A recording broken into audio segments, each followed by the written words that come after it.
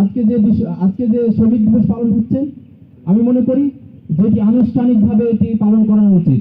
বাংলাদেশে আমরা সবাই মালিকরা চাই, যেহেতু শ্রমের মূল্য কম, অতএব আমার লাভটা বেশি হবে।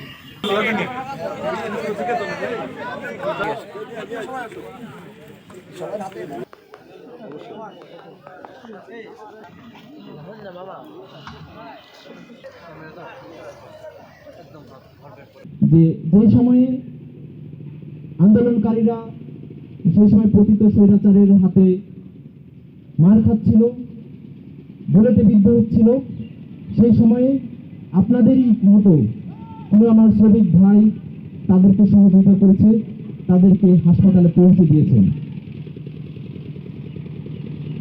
আপনারা জানেন যে আজকে মহান মে দিবস উপলক্ষে ইসলাম বিশ্ববিদ্যালয়ে বৃহৎ পরিসরে এরকম আয়োজন আমার মনে হয় না বিগত বছরগুলোতে হয়েছে। এইরকম আরেকটি সাক্ষী আমি যে ইসলাম বিশ্ববিদ্যালয়ে প্রথম আনুষ্ঠানিকভাবে পরিবেশ দিবসের সাক্ষী আমি যে পরিবেশ দিবস পালন হয়েছে, বিশ্ব পরিবেশ দিবস প্রথম, এবং আনুষ্ঠানিকভাবে আজকে যে শ্রমিক দিবস পালন হচ্ছে, আমি মনে করি যেটি আনুষ্ঠানিকভাবে এটি পালন করা উচিত।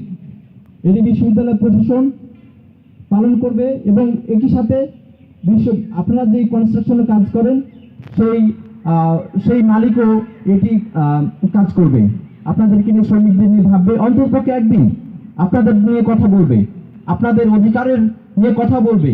আপনারা আগামী দিনে আপনাদের চাহিদা এবং তাদের শ্রমিক মালিক যে ঐক্যের সম্পর্ক, কারণ বিভেদ কখনো ভালো কিছু বয়ে আনতে পারে না। শ্রমিক হলো আমাদের উন্নয়নের মূল চাবিকাঠি, কিন্তু শ্রমিক এবং মালিকের পার্থক্য আমরা বোঝাতে পারলাম না, আমাদের ব্যর্থতা। বৈষম্য বিরোধী ছাত্র আন্দোলনের সময় ছাত্র সমাজ আত্মহত্যা দিয়েছে, তাদের রক্ত ঝরেছে, পাশে আর এক শ্রেণীর রক্ত আমরা দেখি, অগণিত রক্ত ঝরেছে, তাদের এই শ্রমিক সমাজের রক্ত ঝরেছে। পৃথিবীর সুন্দর করার সব ক্ষেত্রেই, সকল আন্দোলন সফল করার ক্ষেত্রে, শোষিত মানুষের অধিকার প্রতিষ্ঠার ক্ষেত্রে, আমার কথাগুলোর বাক্যটা একটু বড় বড় হয়ে যাচ্ছে, কিন্তু আমি মনে করি এই এলাকার মানুষ সেটা বুঝে, কারণ এই এলাকায় এই শ্রমিক শ্রেণীর আন্দোলন, এই মার্ক্সবাদী আন্দোলন, পুঁজিবাদী আন্দোলন এই এলাকার লোকজন একটু বুঝে, এই জন্যেই আমি এটা বলছি। অর্থাৎ এই শ্রমিকের ঘামের মধ্যে মিশে আছে আমার উন্নয়ন, এই শ্রমিকের ঘামের মধ্যে মিশে আছে বাংলাদেশের জীবন।